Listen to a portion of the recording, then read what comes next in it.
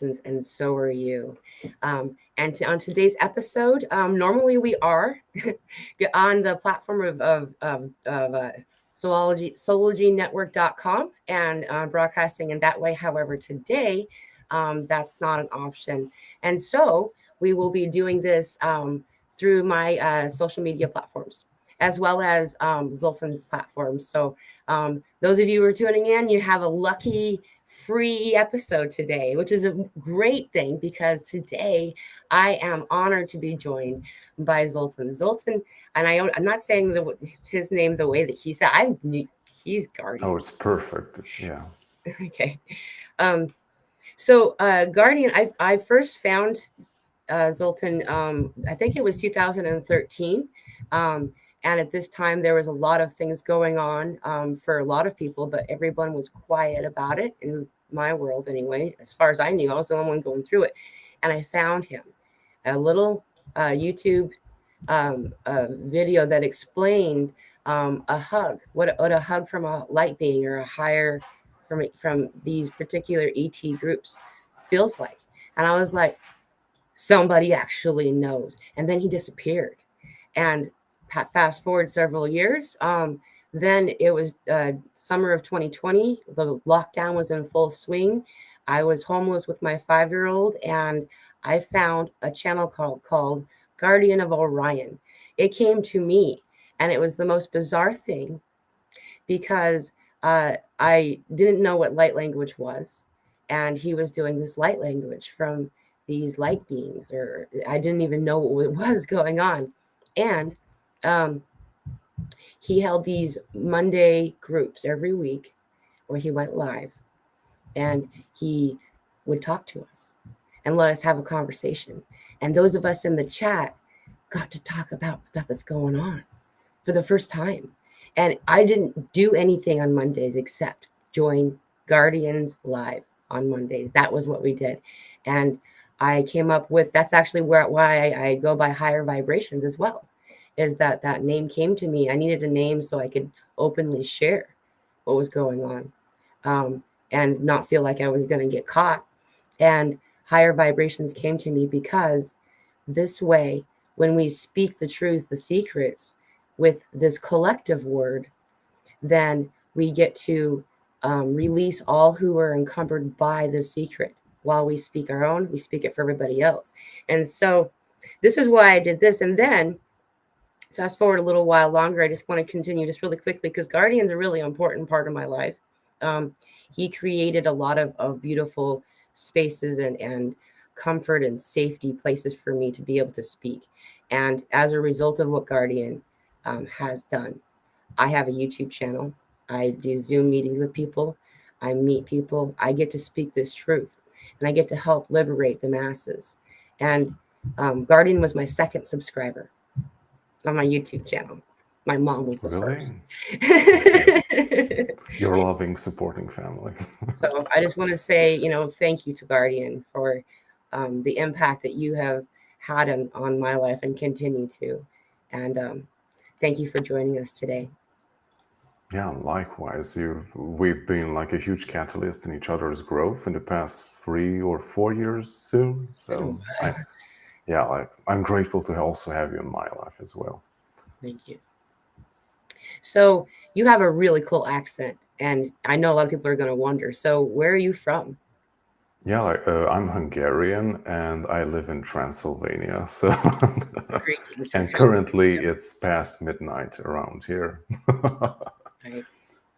And you're an early bird, so you're making quite the exception for meeting us at this time today. Thank you. Yes. I also love to go on adventures and experiment with stuff, so it's awesome to be here. Yeah. You took a sabbatical off of your channel for a little while, but I do want to mention for anyone who is interested, you just changed the name of your channel so people can still find you. Yes, yeah. Can they still find you on Guardian of Orion, or do they have to search? I think so, yeah. You can find my stuff because YouTube has registered all my videos as such under that name. But I just tested out, so you can write in J Zoltan and it will do the same thing. So cool. So I have some questions. Can I have some questions? Yes, of Okay. course. So you have a very unique awakening story, in my opinion. Like I mean, many of us will have, hey, it's 2:22. Many of it's 22:22 for you, isn't it? Oh wait, no, it's midnight. It's 12:22 around here. um, I have heard of people who have had those deeply profound alterations in mind and body, where it's just like, whoa, holy awakening. But very rarely, and Guardian here has Zoltan here. It's gonna be hard for me to start calling you by your earthly name. No, like call me Guardian, like that's my real name. So All right, cool. Zoltan is just my Earth given name. So call um, me by my high vibrational name. I like that. I like that. Yeah, you are Guardian to me. It's funny how names don't fit us. I was just exploring that recently. I've noticed that um, a lot of people that are close to me, I don't feel like I want to say their name anymore. Like their name isn't their name. It's weird. But so, Guardian, you had a really crazy and profound awakening experience. Would you like to tell us some of that story at all? Like, Yeah, I will try to make it as short as possible, but also very impactful. So in general, I think I had my awakening in 2012 at the end of February that year. And before that, I had my normal way of living just as everyone else on Earth. I tried to fit in, but it didn't work. And the more I sunk into trying to be normal and like do things as other people do, the worse it became. And I had like no clue like what was wrong in life. But I also started to like develop physical problems. I had some kind of strange heart condition at the age of, I know, I was like 22, I think.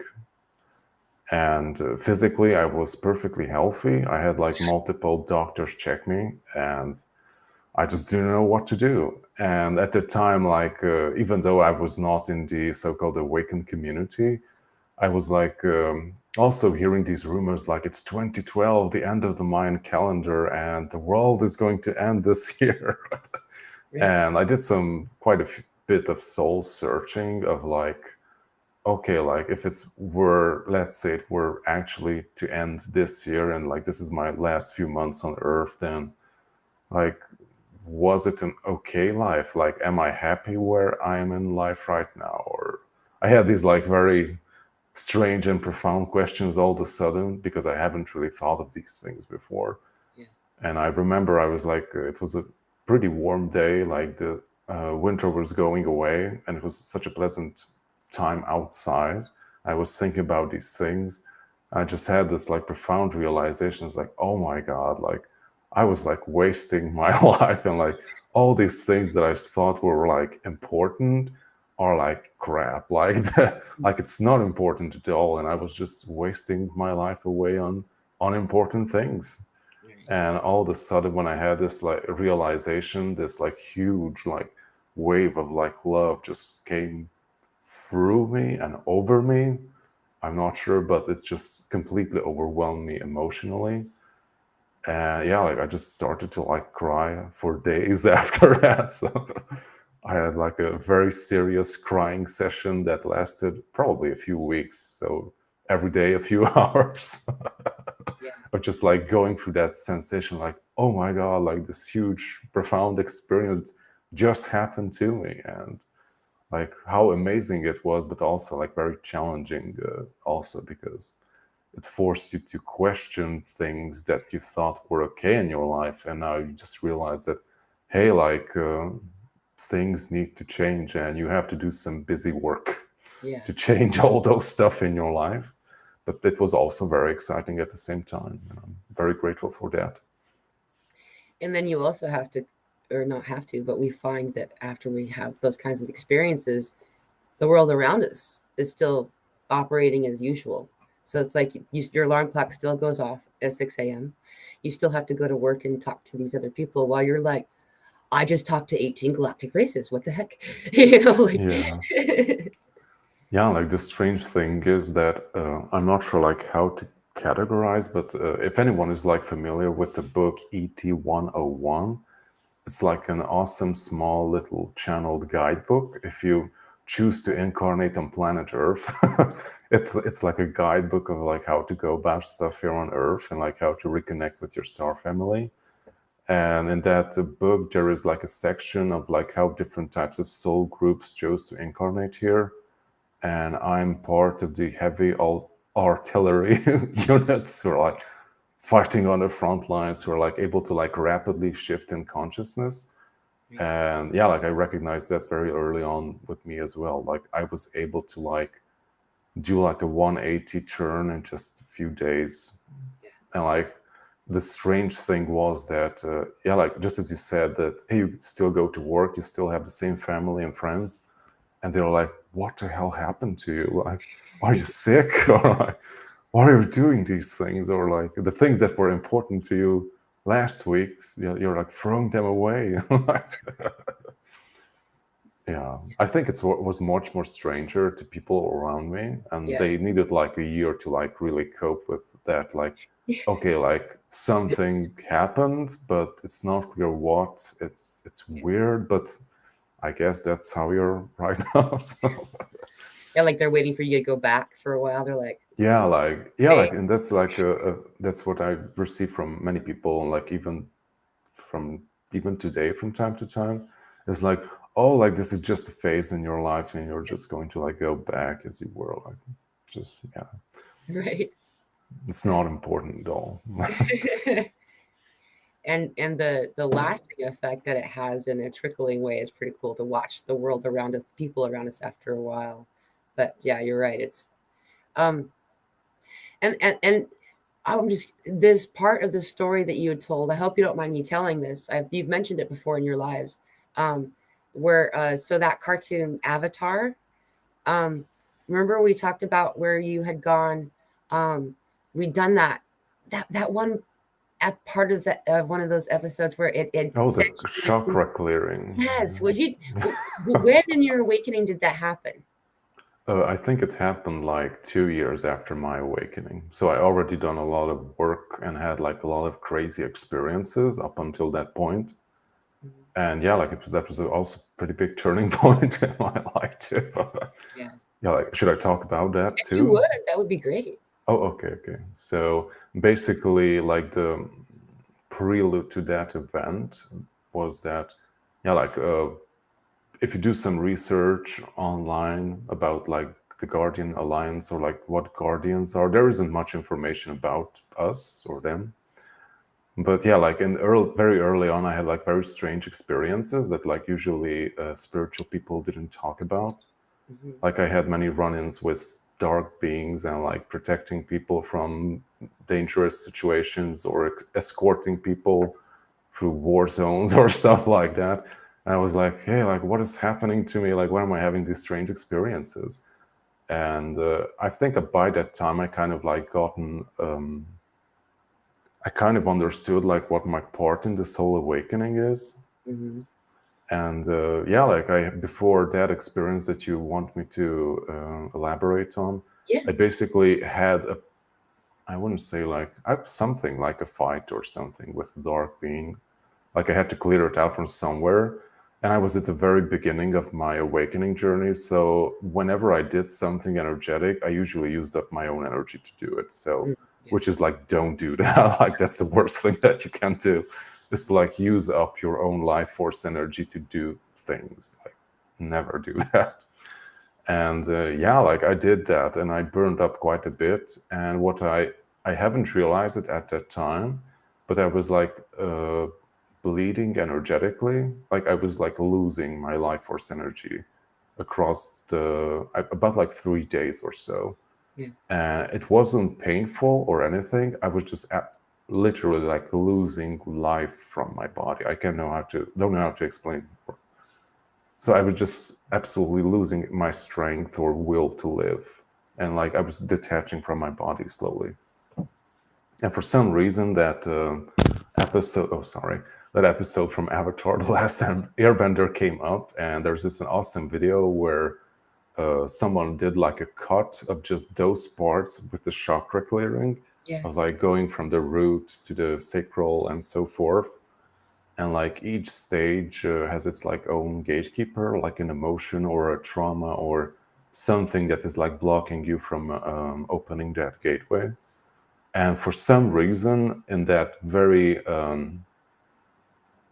I don't know how to call that state, in that very dizzy and like disconnected state from myself, I was, thank God, alone at home. Hmm. And I just had to lay down because I couldn't sit anymore. Yeah. I laid down and like that whole routine just went through my mind, and I like did all the clearings for all my gateways from below to the upper one. And the last one is the crown chakra, which is basically you like have to let go of your earthly attachments to like open yourself to cosmic consciousness. And I did that. I let go of everything, and I'm not sure how good or bad that was, but I just also let go of my body. And I started to like float up from my body. And like a very interesting thing happened that like the stars were like their gravitational fields were like pulling me towards them. Yeah. And first up, it was our sun, because like that's the closest star. I was like sucked into the sun, and after like that, I went on like a roller coaster ride with every other sun, because like each star is connected to the other, and they're like forming a type of network, Yeah. like a multi-dimensional network, which leads to the center of the galaxy. So I was like going faster and faster on those like star highway, and I was reaching the center of the galaxy. And as it was like coming close to the huge light, I was like started to feel my body back down on Earth, like very strangely, like it was like this numb sensation of like almost like thousands of little needles like piercing my foot and like coming up through my body, and at the same time also from my fingers it started to like become stronger and stronger and like come closer to the core of my body. And as that was like happening, I didn't feel my feet anymore, like that was gone. Yeah. And all of a sudden just someone said like no no, and just someone grabbed me, like threw me back in my body. and and I woke up and I was like back to normal. So Wow. yeah, that was a crazy experience. Did you hear the voice no when before you were I'm grabbed? not sure, but I definitely like felt that intention, like no, like don't do that, and like Yeah. okay, like we have to intervene here, guys. Like he has no clue what he's doing. Yeah. I'm not sure if I would have like completely disconnected with my body and like die from the perspective of a human, but Yeah. maybe that could have happened. I don't know. But thank God someone was wiser than I. So Yeah. and he threw me back into my body. It's amazing. And you took me there psychically just now. It's 2, 3, 4. You took me there. It's like an echo of the no was like an echo through your whole everything. Like you could feel the echo of the no. Is that right? Mm-hmm. I was cool. I just love that. So this particular kind of echo is a really high being. You'd never showed me the image before, or maybe I just wasn't able to receive the Oh, I tele. haven't seen anything. Probably it was just me on another level. I'm not sure. You just sent it to me. That's really cool. Thank you for sharing that story. So this, um, I'm going to see if I can find that clip, by the way, and post it in Telegram or something, or on Facebook or YouTube or somewhere for you guys to check this Oh out. But yeah, yeah. it's Mm-hmm. Avatar. It's really, I know a lot of you know this cartoon. I think someone actually commented. Here it is.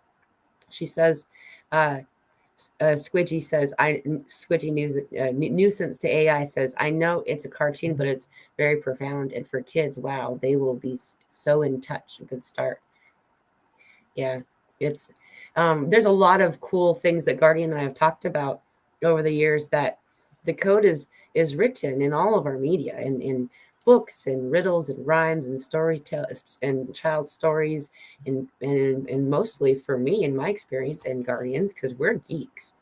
Yeah. Movies and stuff like this. And so, series like, sci-fi and stuff. And isn't it great the geeks were right? Like, I just think that's so funny, like, um, and so there's a lot of cool and awesome things out there for us to find assistance in.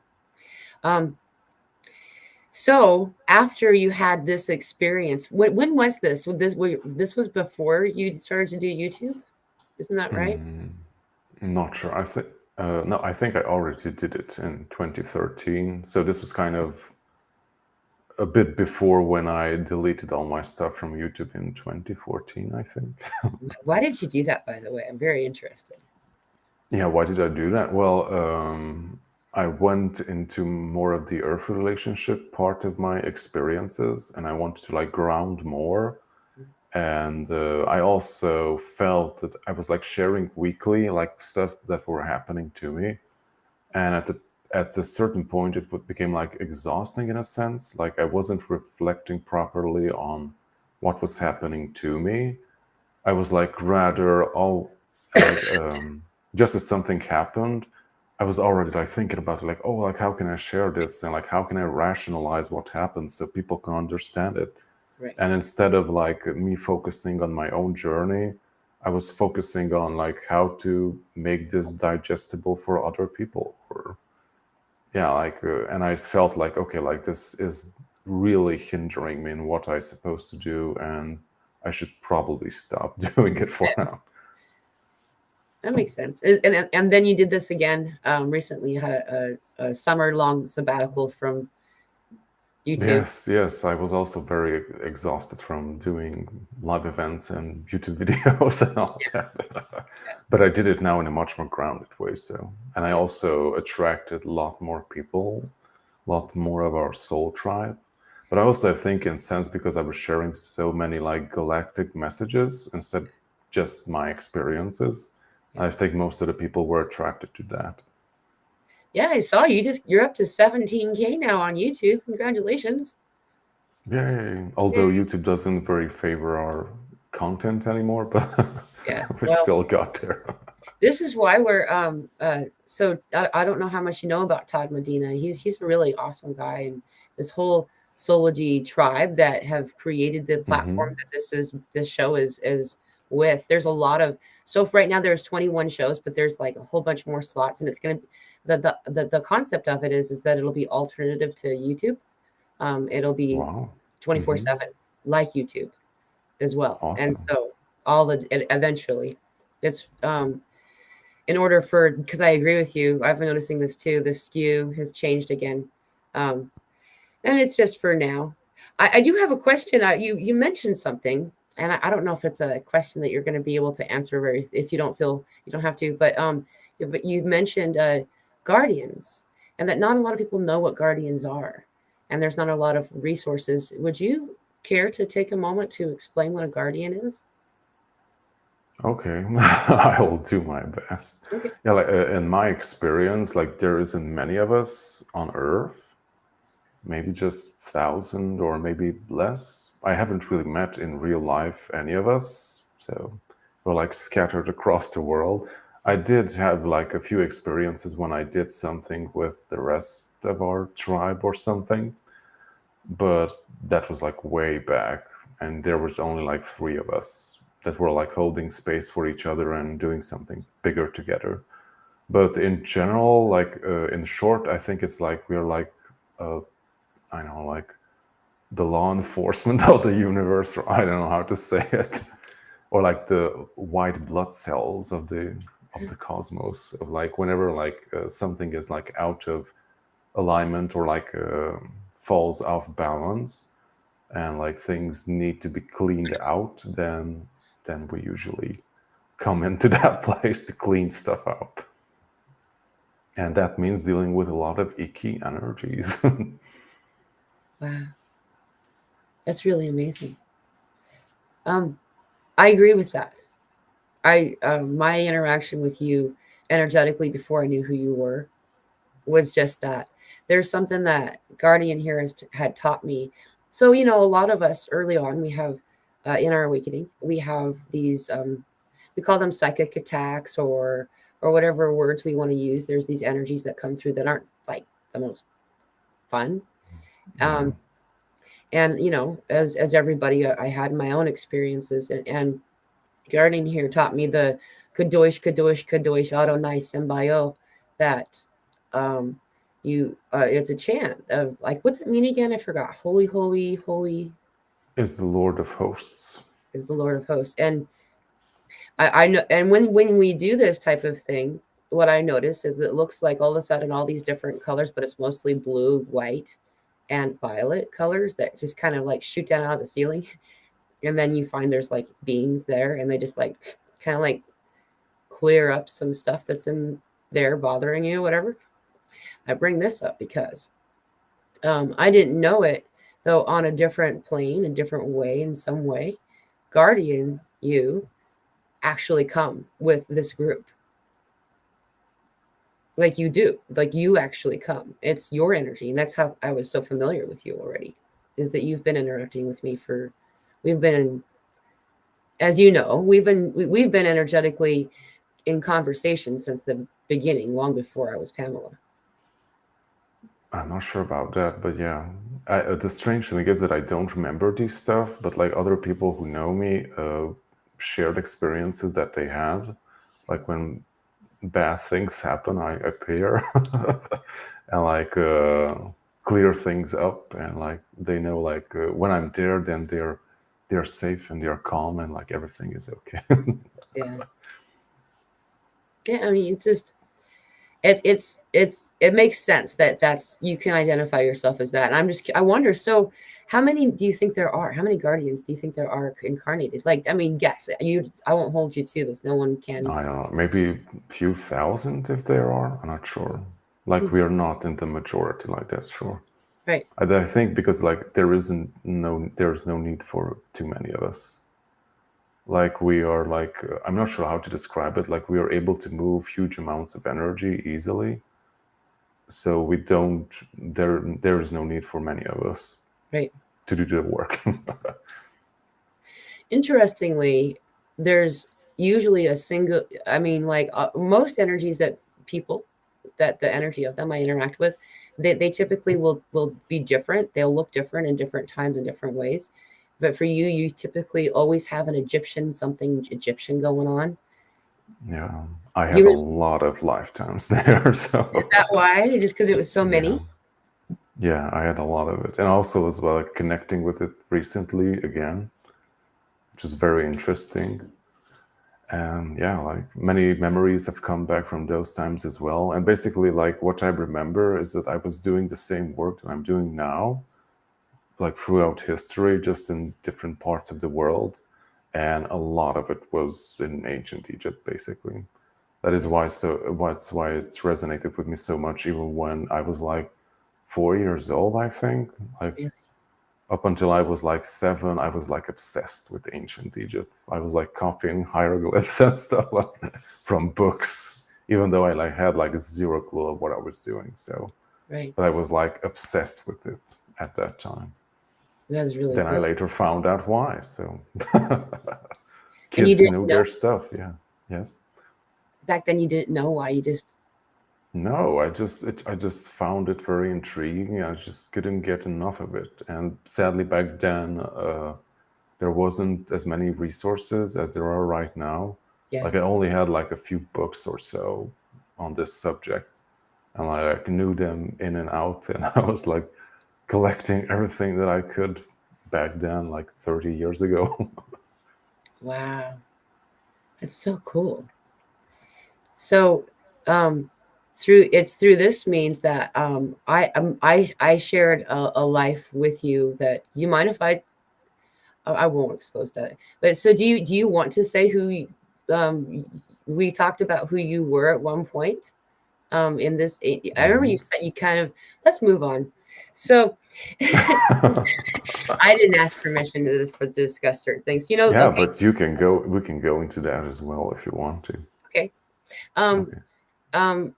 So I can't remember his name. This part of it is so I happened past, this was a couple of years ago. I've seen you in a past life, and this past life was a lifetime where I would be called Horus, and you were this individual who was this bust that I showed you. I showed you a picture of it. I had sent it to you on Skype, and I was like, "This." I don't remember.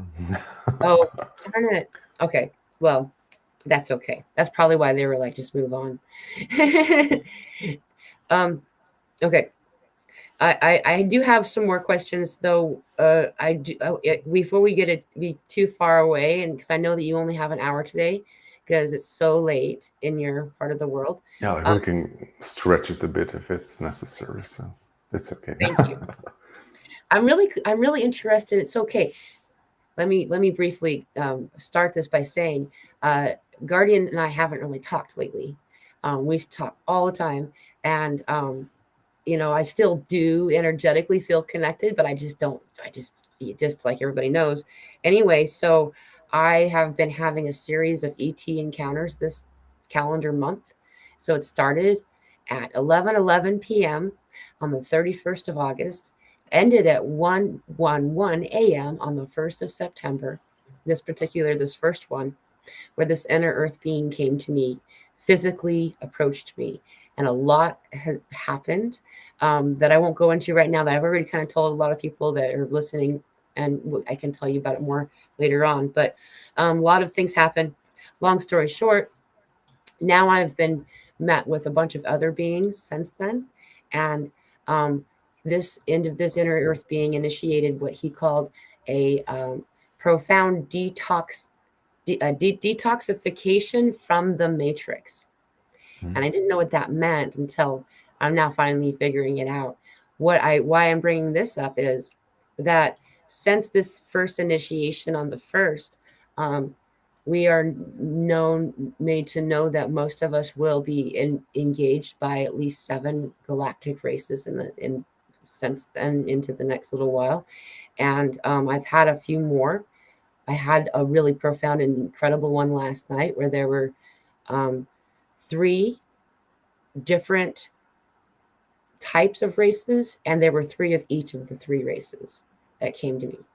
And there were 9. They call themselves the 9. So I have to figure out what that is in a little bit later, having to do with the pink frequency. Why am I saying all this stuff is because everyone in the next little while between now and, everyone is in their own pace, and their own pace is what they're saying. So it's not to be alarmed. But in the next 6 or 7 months, everyone's going to be engaged, but most of us are starting right now. These ET beings, Guardian, that you have had so much experience with, and you have the ability to to convey how to interact, what this interaction's like, to maybe kind of help some people. So I was wondering maybe if you want to elaborate on some of your stories of the different beings that you've interacted with in whatever means, to kind of like calm any fears. Do you know what I mean? So I should go into the calming fears phase. Okay. I think that if you talk about your story, that it'll help people. Okay, sure. Well, in general, is like, in Earth, like we live on planet Earth, and like everything has a sort of similar vibrational frequency, and we're used to experiencing that. And like when something comes in that is not of Earth, then it will have different vibrational frequency. And even if you don't see them, or they don't specifically want to interact with you, they just want you to feel their presence, it will still like feel strange and off balance maybe, or like weird, and because it's something of another world basically.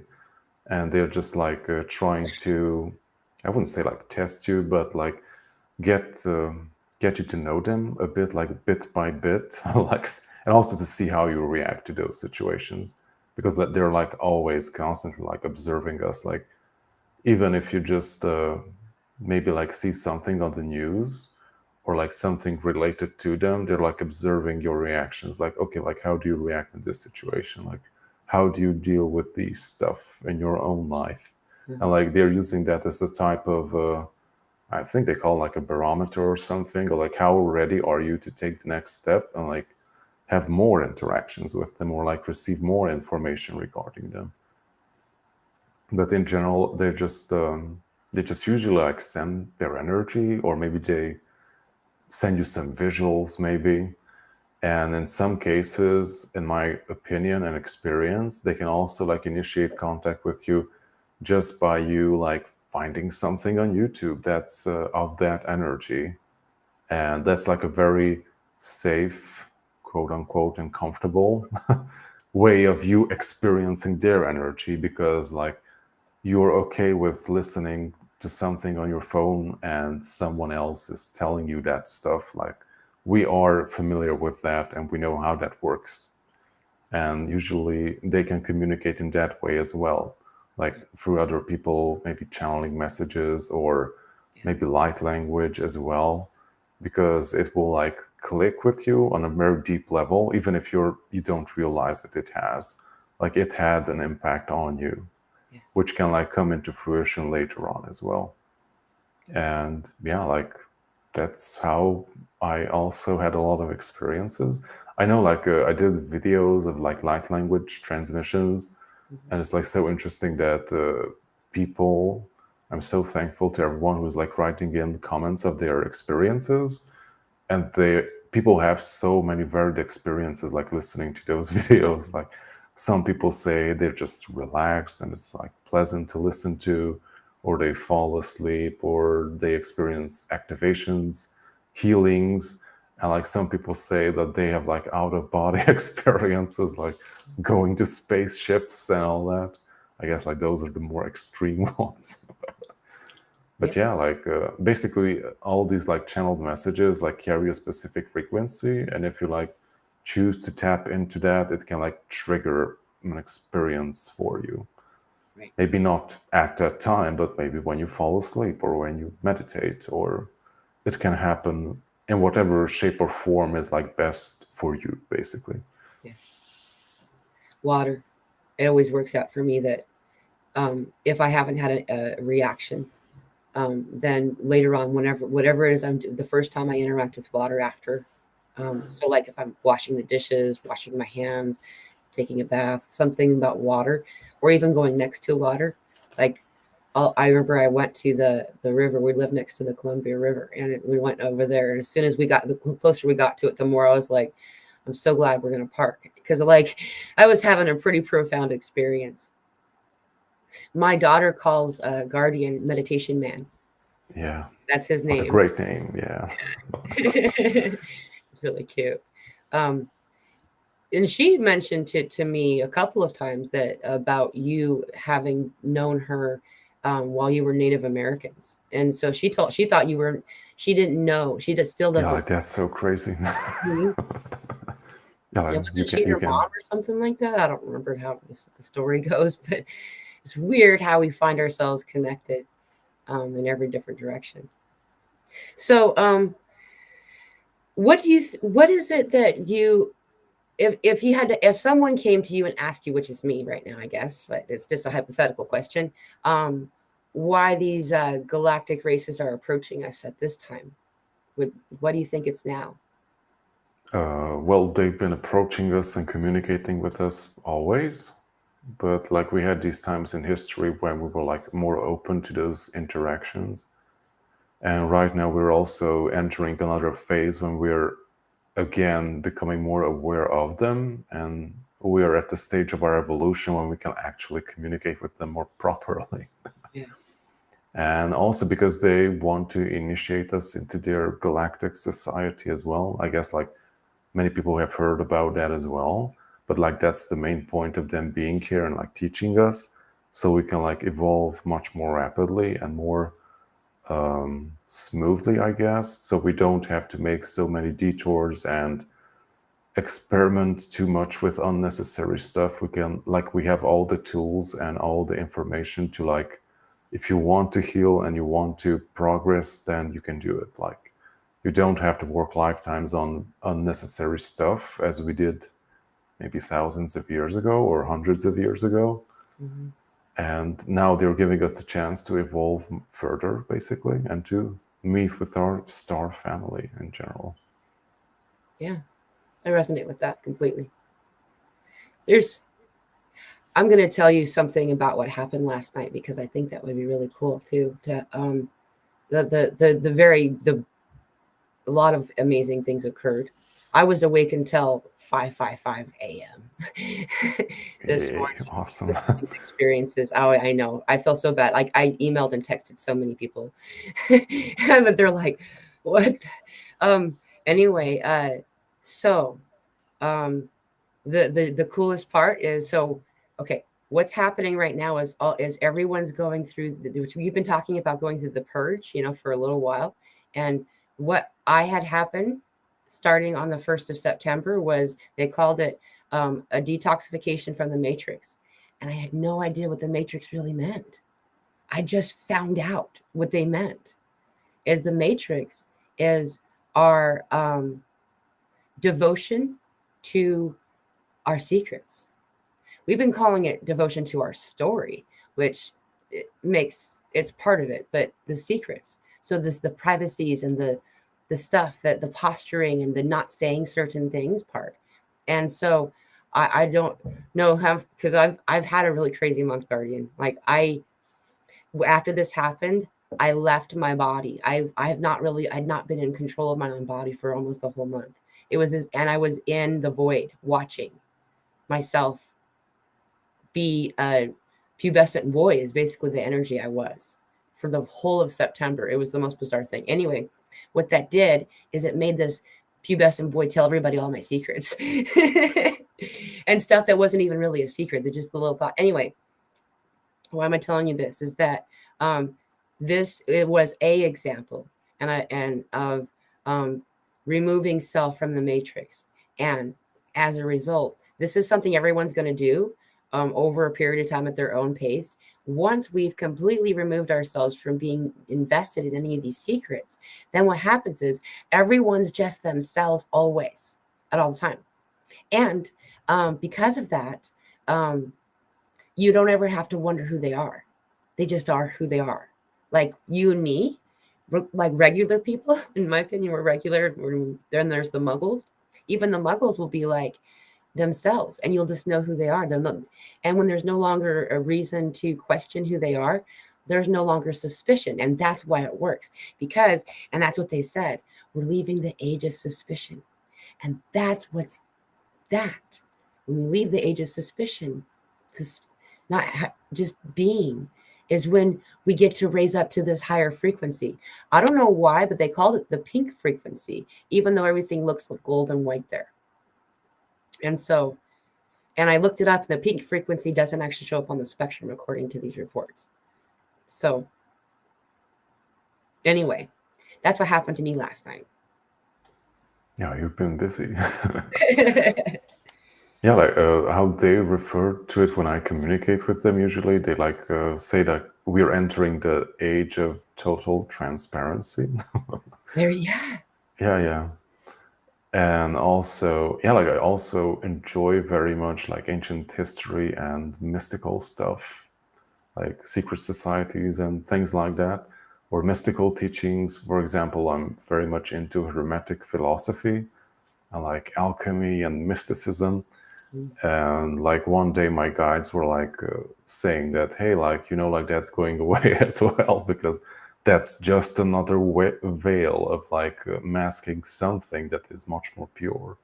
Like you needed that story around like mystical knowledge, like created those symbols and all that to like mask something and to like preserve it. But like now that's gradually going to go away because you don't need it anymore. Like you're going to go into a phase when you're going to use this information in a much more pure way, rather than like speaking in riddles and stuff like that. Yeah. Where all things are plainly spoken. Exactly. That's exactly what I heard too. Oh, and my handwriting has changed since yesterday. I have a different handwriting now. It's really weird.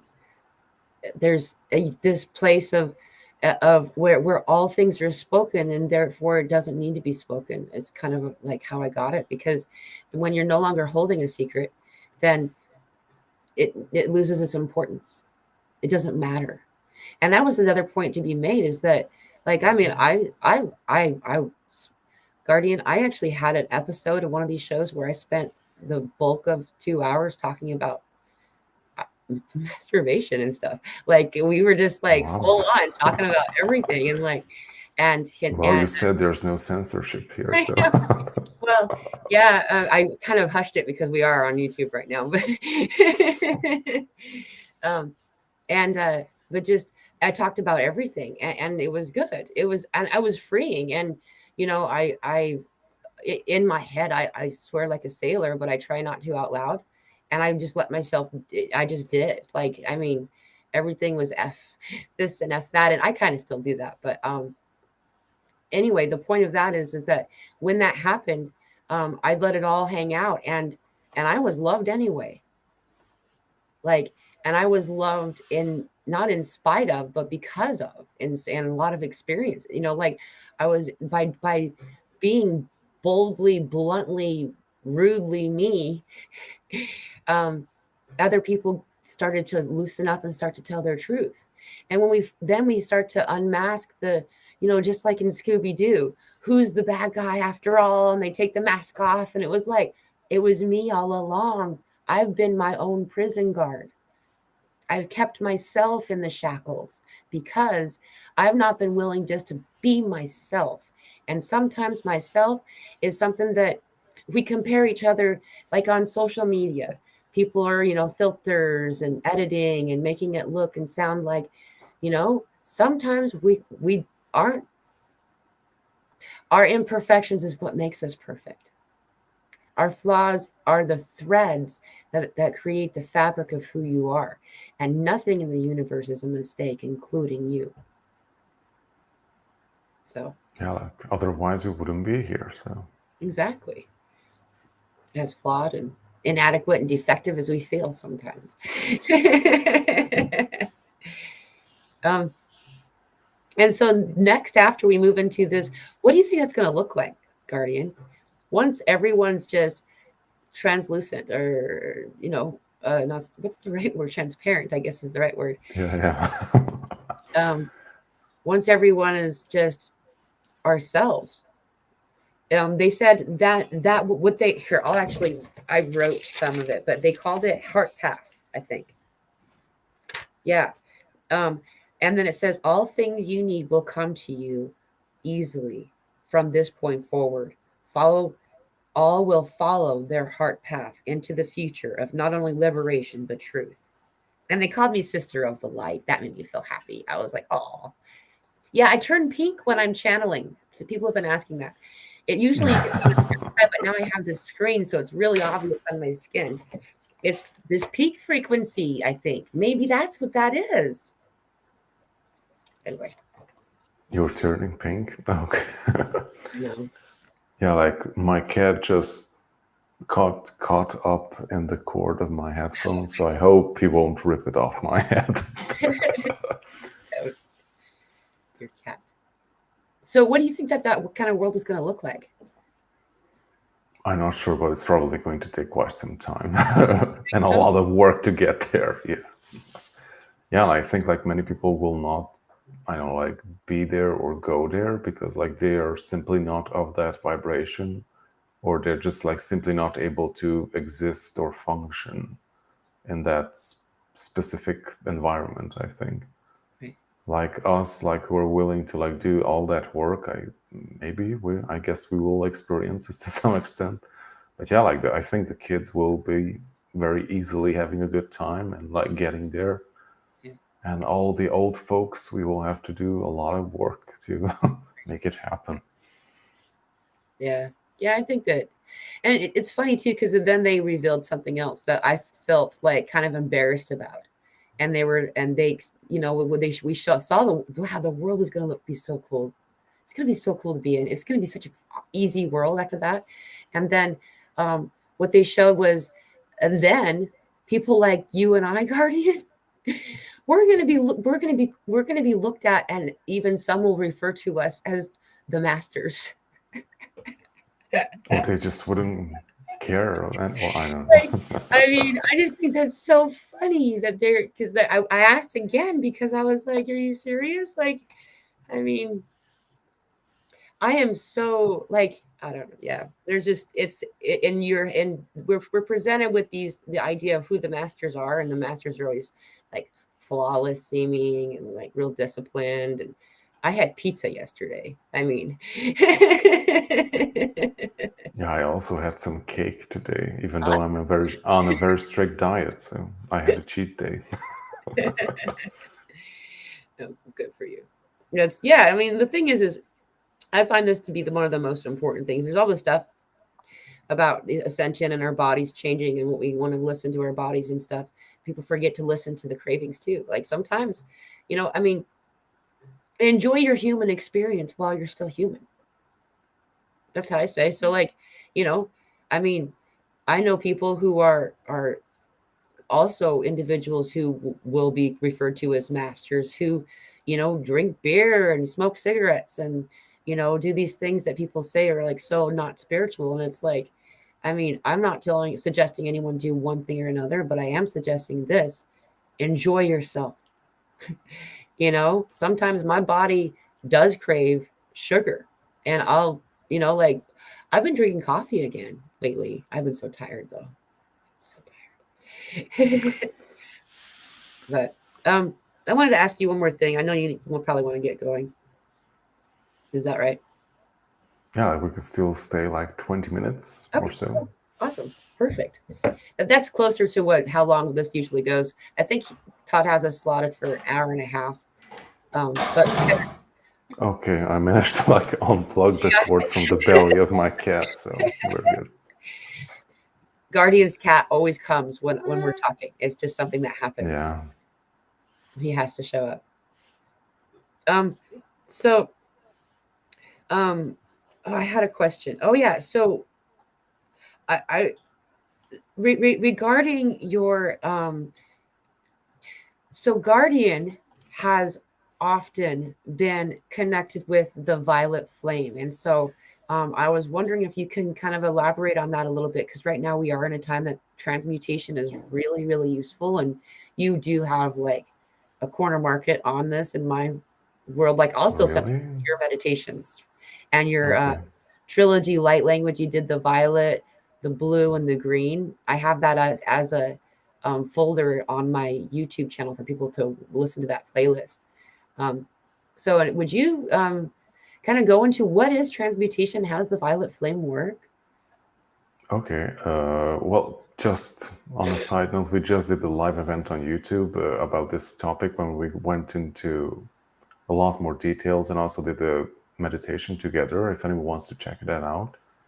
But in short, like the violet flame is like an awesome energetic tool that can basically dismantle and reconstruct anything, like deconstruct dense things and reconstruct them into something positive. And like that's the basic mechanism of transmutation. And yeah, like violet flame is an awesome energetic tool that is like super accessible for everyone. Mhm. Like for so far, it has been a secret, like very closely guarded secret of the mystery schools. And like about 100 years ago, it was like disclosed and it's like open for the public. And yeah, like there's a lot of awesome material online with it. Different meditations. There are like teachers who like go into it very deeply of like how it works. Like I don't know much about the literature. I just use it. And I really enjoy using it because it's super effective, especially if you like have some physical problems or experiencing unpleasant stuff on many levels. It's great because it's not just working with the physical body like regular medicine would. It's like working with you on all levels, Right. just like energy healing. And it's something that you can do yourself as well. Or if you're like becoming very adept and like masterful in using your violet flame, then you can use it to heal other people, to extend it to different situations. Maybe you can also clear spaces with it, heal the land, or whatever your imagination can come up with, basically. And do you see a physical manifestation of this flame when you do this meditation? Oh, I kind of see the color of it mostly just. And I like to focus on the color to like keep that in mind. I also like, like you can do it also when you're not meditating, you're with other people at your job or just walking down the street. Like you can use the violet flame even then. And I like to cheat in a way that I have something around me that is of that color. So whenever I feel like my attention is like slipping, I just like look at that specific object or thing, and I'm like, oh yeah, like okay, like back to the violet flame. Right. Because like keeping your focus on it and like intensifying it with your intention is important. Otherwise, like maybe you'll have like a strong burst at the beginning, but if you like attention drifts to something else, then it will lose its potency basically. But the more you're able to focus on it and like keep it alive and fire it with your intention, then the more it can work on you or whatever you want to transmit on that basically. Right. I see this too. I thought it was because so when I was in high school, I my friends and I invented this thing where you got like these PVC pipes and wrapped them with insulation and duct tape, and we made swords and stuff, like padded swords. And we we were D&D kids, you know, Dungeons and Dragons, and so we turned D&D into like live action. And we ended up making a whole thing about it. This was in the 90s. But we were invited to be at the Canterbury Fair and dress in all our outfits and everything. Anyway, because of this example, I still do this in my real life. Like I'll physically use my hands and I'll create like a flame ball, and I'll hurdle a, of this ball of fire someplace at someone. And what's really cool is there's always a noticeable effect. A lot of times I'll do this, and Guardian's actually the one that kind of brought this up. This a few years ago. I don't know if you noticed, I don't know if you'll remember saying this or not, because it was like really off the cuff, but you had said something about sending it ahead of time. It's sending the violet flame ahead of time to places that you didn't want to engage in. Because I was telling you that sometimes when I send energy to something, then all of a sudden it turns out they cancel my plans and I don't have to do it anymore. Yeah. Anyway, you brought it up. And so I was like, oh, let's try it. So I sent the violet flame there. I can throw it at people, and I can help release people who are like freaking out and making a big, and they're disrupting my energy, that are my neighbors and stuff. But that was because of you. You taught me that. You brought that up, and I was like, oh, let's try it. You can do it. You can. So what you do, you feel your hands, and then you feel the energy, and you can feel it building, and you can really make it be something. Like, and your intentions going in there, and you create, and then you can send it, or do it visually without your hands. I like to do it with my hands because I don't know. And then you can It's more feel it leave your tangible. pores like a breath, like it leaves your pores like a breath. You know what I mean? Like you can feel it go. It's really cool. There's you brought up something else too, and I'm going to bring this up. I wrote it down. The first time that you and I did the violet flame meditation together, I think we were doing it live. Um, I don't remember anymore. I found I brought forward the thing called the Divine Order of the Violet Flame, Saint Germain, and we discovered that this was a whole secret society that had just opened up. And I was wondering if you wanted to talk about the time that you had created such an amazing flame that Saint Germain came around. I think it was Melchizedek. Oh, really? Yeah. Yeah, like, I think this was in 2013 when I was like very much into the violet flame and worked each day with it. And like I built up so much, I wouldn't say like I maybe experience or like just the momentum with it, that I was just able to extend it to a very great distance around me for, I don't know, like maybe a kilometer or so. So I was like able to like bathe everything into the violet flame around me. And I was holding that for quite some time, and all of a sudden just this white bearded guy appeared in front of me in the middle of the fire. And I was like, oh my God, like, what's happening? Like, when this? yeah, like just the fire just kind of like parted away, and there was this guy in front of me. I was like, oh my God, like, okay, like shut down. I'm done for today. and that was about it. When did you find out who he was? Oh, I saw a picture of him on a completely random site. I was like not searching for it, but among the images there was this white bearded guy in a white robe with the violet flame surrounding him. I was like, bang, like, oh my god, like that's him. Like, what Wow, is that? Like, who is that? wow, that's And amazing. it said it's Melchizedek. Okay, but I haven't explored that since then. So That's really cool. That's really neat. And is this line connected with the Syrians? You connect with Sirius really strongly. You're very. Is it? yes, I came from there many thousands of years ago. Want to talk about that at all? Like I guess. Like, which part do you want me to go into? Guardian, you have so much information and knowledge that we could do this for days on end, and I still wouldn't have all my Probably. questions answered. But whatever you'd feel free to share, or whatever you feel. Okay, so I will try to go short in the short version. Yeah, like what I have like discovered, and basically how I know the stuff that I know is that I remember many things, and since 2020, I had like many intense experiences and activations with different star tribes and other lifetimes. And basically, I think it was in 2021 when I had that like very dramatic shift in my life, I Yeah. think, of like bringing back like memories and like personalities from other lifetimes into this one and like merging them, which was not a seamless transition and it's still ongoing, but I'm still alive, so it's we're getting there.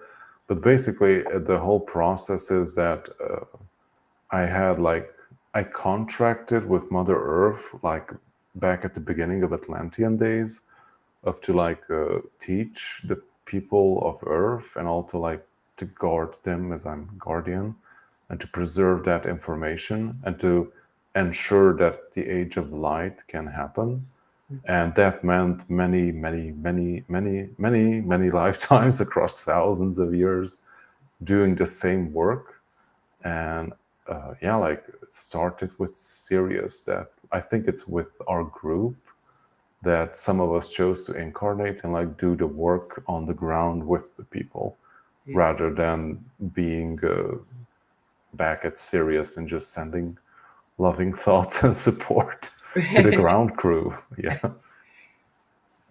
Yeah, like the interesting stuff that I haven't talked about with anyone yet is the yeah, like I know that I think it was Jacaranda Marie who asked the guides during the channeling session. Like we had many, many channelings with them. They have awesome information, my Syrian guides, and all of a sudden she just asked, like, okay, like this is all great, but how can we call you? Like, how should we call you? And they said Tehute, and I was like, okay, like that sounds very much like Tehuti, which is like the Egyptian version of Thoth.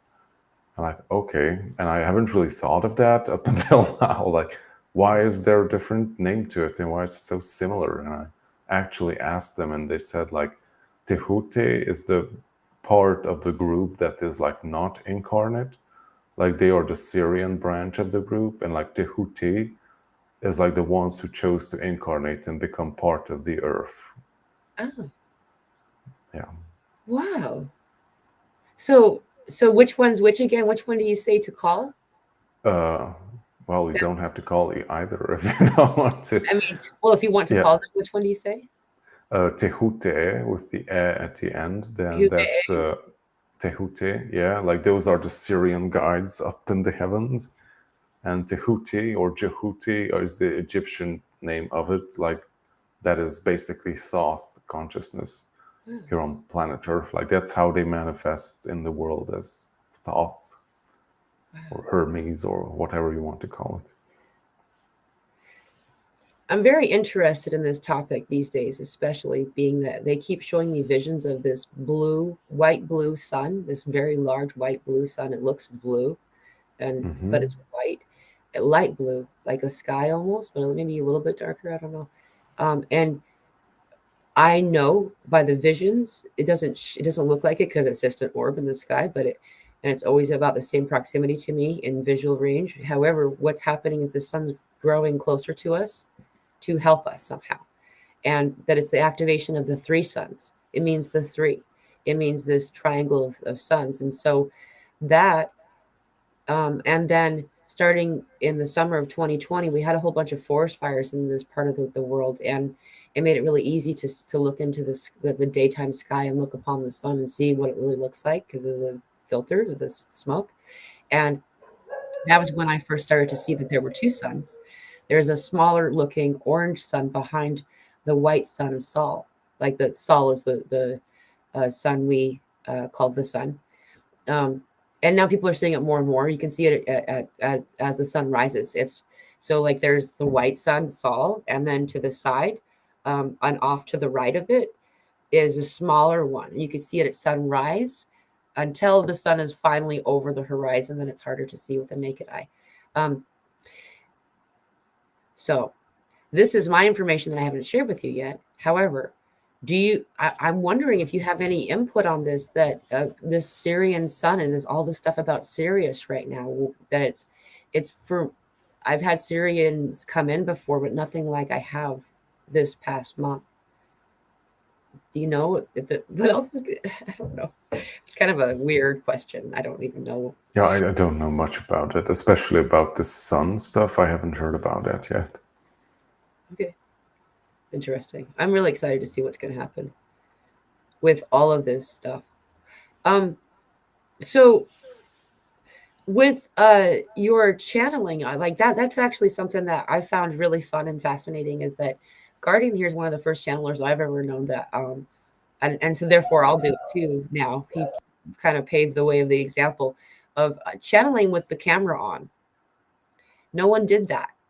Is, like you always, because there's that awkward weirdness of like I'm in meditation like state while the camera's looking at me. And the Guardian does these channeled messages where the camera's not on, and he also does lives. And I was just wondering, you're so good at it. For anyone who's because right now a lot of people are having these gifts turned on, like how what would be the guidance you would give somebody who's starting to feel like that they are channeling, or they want to learn to channel? Like what would be the first steps that they would do to kind of, knowing that no one needs somebody to tell them the truth of God, that those messages are being directly given to you, right? So how would they start that process? Well, it's a super complex topic, but I will try to address it regardless. Thank you. Well, basically, you have to do a lot of work on yourself to clear the way for information to come through clearly as much as possible. Like I experimented with it back in 2013 as well, but after a time I recognized that, hey, like I'm not really ready for this stuff right now. And yeah, like I kind of stopped and just did a lot of inner work and just completely like left it. I think I didn't even have the intention of like returning to it at all. It just came back in 2020 when the lockdown stuff happened. Then like I had this like urge, like, oh my God, like I have all this information, I have to speak, I have to share it. When I had that realization and I actually started to share stuff that were like coming through, then it like really like accelerated like very, very rapidly. Because I guess like also from the other side, like our guides and higher beings were like, yeah, like people need this support and they need to hear this stuff. And I had like very many intense experiences and like activations to actually make it work. But I think like we did a lot of evolution like collectively. So if anyone wants to like try it or like bring through information, I think it's far more easier than like 10 or 20 years ago or even way back.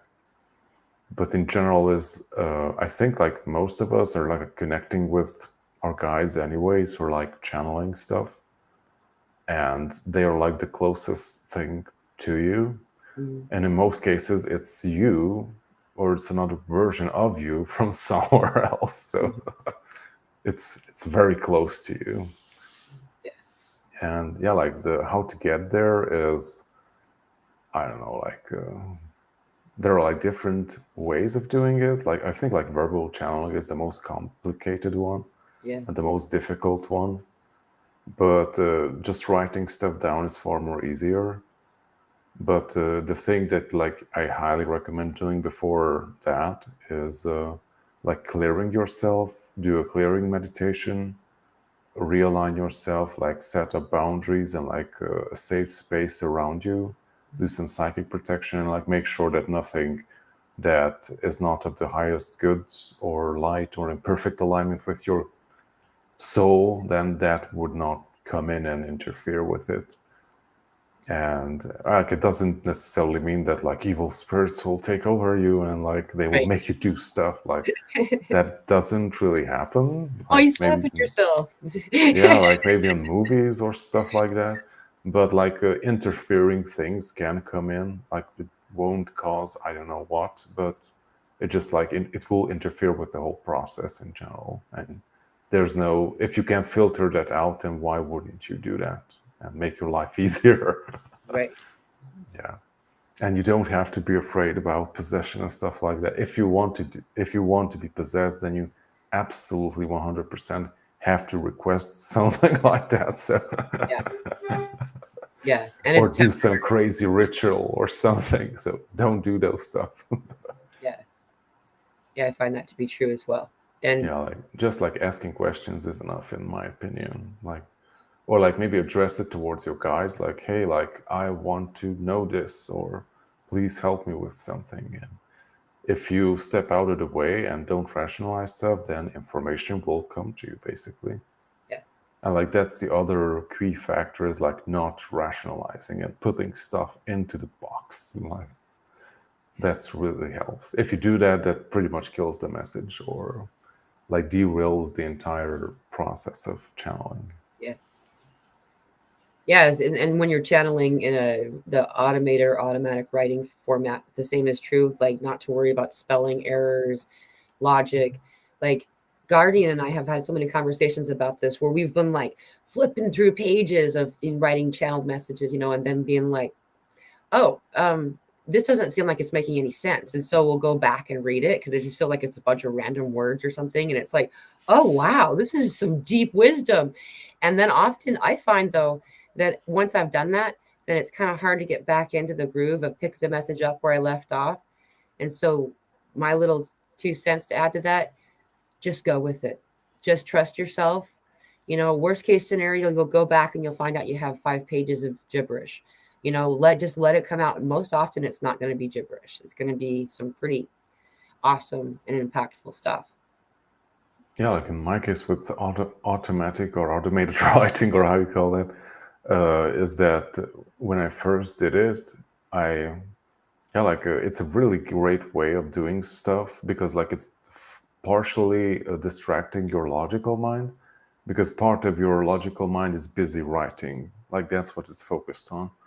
And and because you're focused on that, you won't be able to like think of other stuff and like put things into the box and distract yourself in a negative way.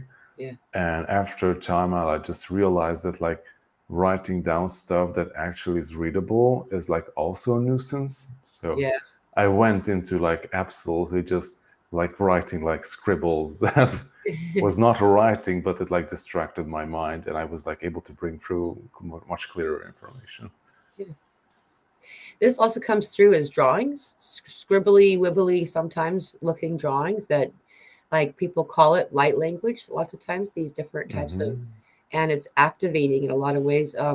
It's also often certain galactic places that these types of writings are coming from. Just it's really cool, and I'm just gonna say, just add this. This is my little commercial. Is that a person named Bob Wilson, who's going to be our guest on next week's show, does this kind of light language where he draws it. Like I don't know if he knows he's light. He probably knows his light language, but that's an example of many other types. There's a lot of ways that this communication comes through, and to just trust the experience, right, and just to allow yourself to enjoy it. And you can tell. I would say that because we all have that discernment, so you can tell when you go back and read through it if it's like a message that's, if it's like you must have a hot dog by Thursday. Probably not, words. That's your stomach channeling. Yeah. I mean, and like, honestly, yeah, like, if I were to eat meat, the second to the last thing on the list would be ground meat of some kind. The very last thing on the list would be a hot dog. Like, that is just so, to me. Anyway, that wasn't meant to be a judgment. That was my stomach just was really unpleasant when I said that word. Um, anyway, uh, Guardian, I was wondering, you used Yeah. to do sessions? Yeah, like I used to do sessions. I also like add to the light language writing stuff. Oh yeah, please. Is that, hey, like it's not necessarily like ET stuff that is coming through for light language. Like there's like also like old Earth consciousness like coming back, at least according to my personal research and experiences, is like we had light language way back in the old days, and it's like something that is like reoccurring and coming back again to us. Like I had experiences when we were like using it in Atlantean times to do specific things with it in a much more conscious and grounded way. We're just like bringing it through and just saying stuff without having no clue what we are doing basically right now. But back then, like we were able to like use it in a very conscious way to do things energetically. And I also, I'm not sure who she is, but she has some very awesome light language writing stuff that she's bringing through, which is very similar to, probably also identical to what I was shown as like Atlantean written symbols and language in one of my experiences in the middle of the night. I'm not sure like who came to me in the middle of the night, but like he woke me up and like I see these symbols in front of me, as these like glyphs, very similar to the zodiac signs or something based on that. Most likely the zodiac signs are also coming from Atlantis too, so most likely. And yeah, like my task was to like read them out loud, and my logical mind would say like I have no clue, I never seen these. But I started to read out loud and it came through as light language. So, and it made my head hurt and I got migraines for a day. So I guess it was too much information. What? Wow, there's so many questions now. 333 right now. Wow. Okay, so do you care to elaborate more on? Do you remember when you used light language at this time in the Atlantean time? Would you? I mean, Yeah, what I remember from the Atlantean one was like I did something with portals back then to activate them or change their rotation. yeah. But yeah, like you could use light language for many different things. Like in my experience, I kind of like use them as like casting spells or something, which is probably very strange for some people. But yeah, like have a clear intent of like what you want to do, and I basically just say the words and send it forth. Right. Yeah, before I do it, I have no clue how it's going to come out, but I have like a very strong intention of like manifesting or doing something, and I just say the words and it comes out and it does interesting things. Wow. And the cool stuff is like when even like nature reacts to it, like that's even another level of awesomeness. Yeah. Guardian, I actually wrote this down and I ended up not writing and not saying it out loud, but now I'm going to. Um, so to share with all of you just briefly, and I'm not saying this, I'm not looking for praise or compliments or any kind of way of like building my character up. I'm telling you very plainly that I was raised in a way of conditioning that taught me that I was grotesquely ugly, like to the point of offending the eye of any passersby. Like, and it's been a lifelong challenge of mine, like to the point where I've always dodged every mirror, and it's been a thing.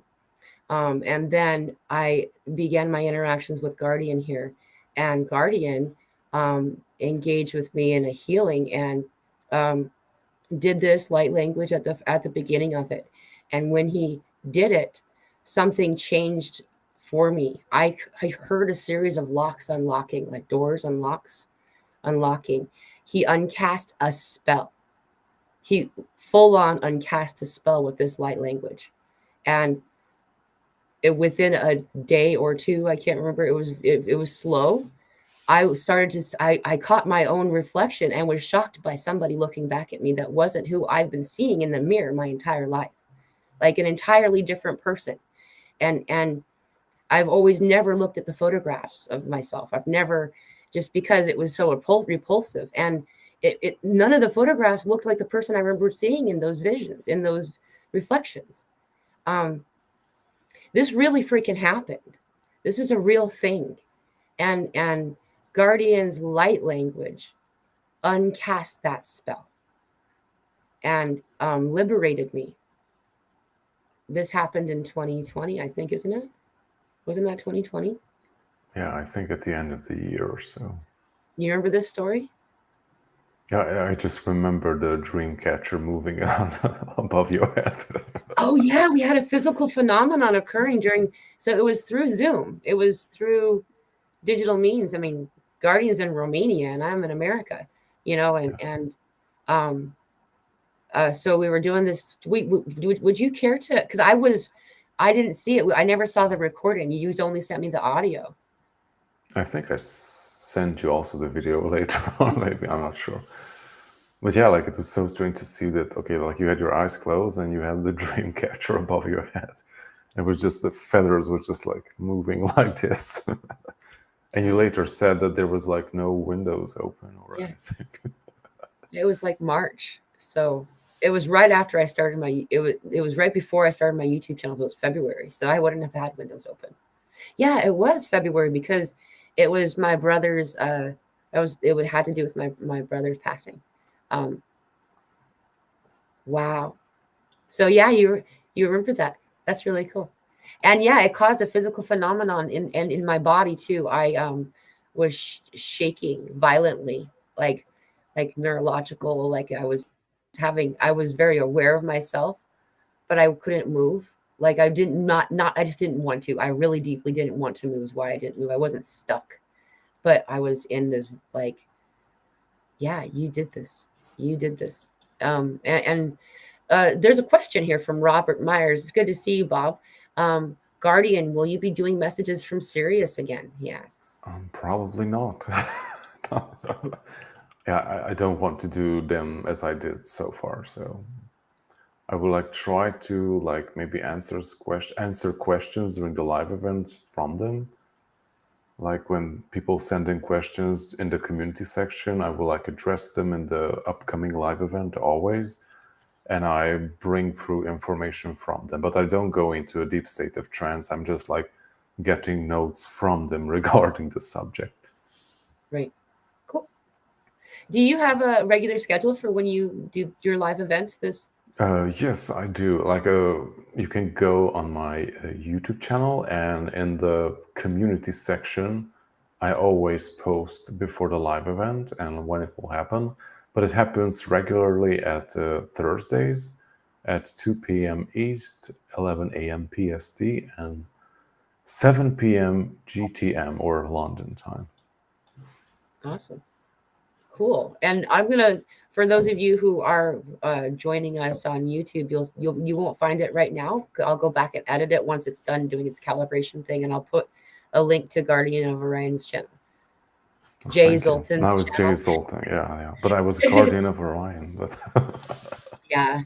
And then I just, do you still do sessions, or is this something that you've just taken a break from, or? I've taken a break from it, but someone just signed up, and we're going to do a session. So yeah. Sweet. Even though I have put on my site with huge caps that I'm not doing sessions right now, someone still scheduled one. So I guess it's a sign from the universe or something. Well, that's lovely. And for when you do open back up to taking sessions, I strongly encourage anyone who has the opportunity that you could see there's a clear line in who I was before and who I was after meeting with Guardian. So I just, again, my heart is thank you, Guardian. You are my brother, and I just love you. Yeah, it's so sad that we're different parts of the world. I know. Yeah, there's like a big gathering happening here in December.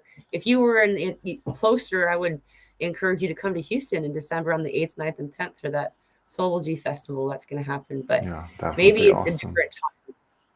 Yeah, like when things calm down around the world, and I will travel to the Great West.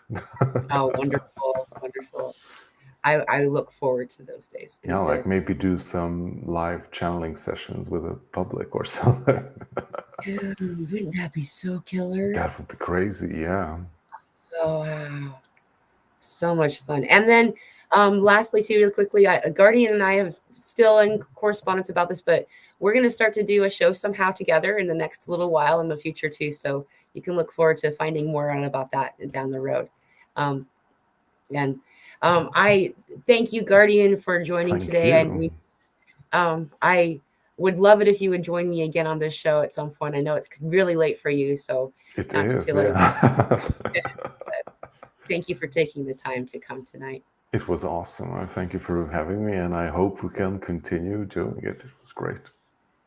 Yes, thank you. And sending much love to everyone. Yeah. Sending much love to everyone, and awesome to connect with everyone who already knows us or are just new. That's right. And I love you all. You got this. I'm going to go live tomorrow at a weird time because today's schedule got weird and their technology's been all crazy. But I love you all. Thank you all for joining. And thanks again for joining us, Guardian. Have an awesome day, everyone.